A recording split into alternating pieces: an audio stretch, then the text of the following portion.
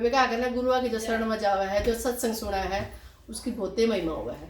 ये हम डेली भजन कर रहे हैं तो लुगाई मारते भी पूछ ले हैं अभी हमने के मिलन लग गया। सच्चाई बात यह है, कोई मिलन की कोई आस नहीं, बिना भजन के कोई जीवन नहीं, और बिना सत्संग के कारण गुरु का ज्ञान बहुत सब बहुत जरूरी है। भजना के माध्यम से बहुत ही से ज्ञान मिला है, जिसका ना पेरा हो तो भजना के थ्रू भी बहुत कुछ ज्ञान है। जो भजने बन गया तो उसमें ज्ञान तो भरपूर मिलेगा। कहती गुरुदेव ऐसा भजन है, सत्संग की महिमा सुनियो, भजन का आनंद लियो, और कमेंट करके मैं तो बताइयो थाना भजन की चला गया। जय गुरुदेव।